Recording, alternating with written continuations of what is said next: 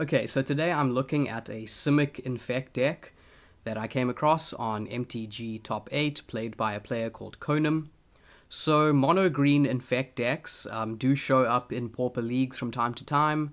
There have also been some niche Golgari versions, but I thought I would just highlight this Simic version because Simic is the dominant version in Modern, and clearly this player has found a list which is pretty decent in Pauper.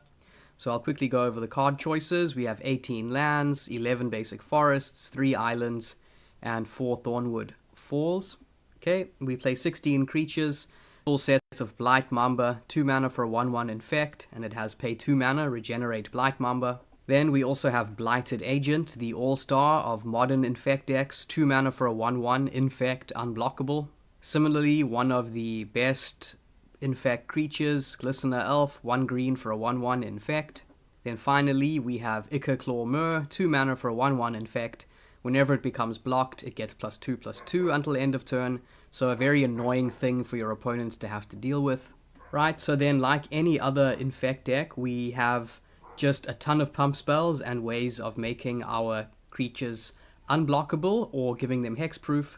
So we have Giant Growth, the classic one from Alpha, 1 green for an instant, target creature gets +3/+3 until end of turn. We have the very good aura Rancor, 1 green for an aura that gives enchanted creature +2/+0 and trample, and it says when Rancor is put into a graveyard from the battlefield, return it to its owner's hand.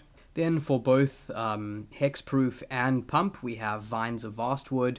It's 1 green for an instant with a kicker cost of 1 green. It says target creature can't be the target of spells or abilities your opponents control this turn. If Vines of Vastwood was kicked, that creature gets +4/+4 until end of turn. Then we have this pretty cool card, which I haven't seen many decks play, which is Prey's Vengeance. 1 green for an instant, target creature gets +2/+2 until end of turn, and it has Rebound, so if you cast this spell from your hand, exile it as it resolves.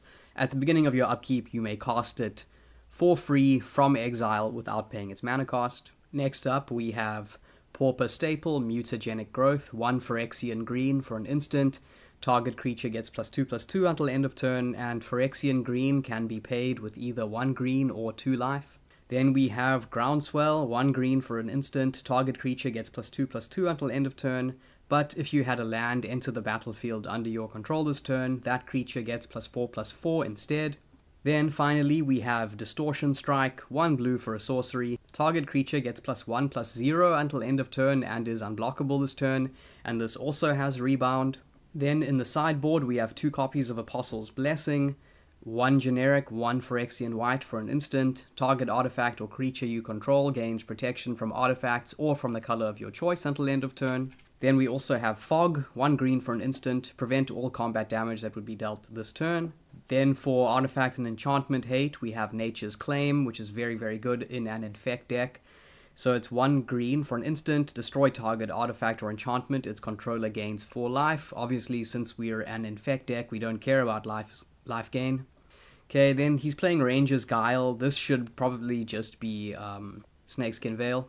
For more unblockability, we have Slip Through Space, 1 blue for a sorcery. Target creature can't be blocked this turn, draw a card.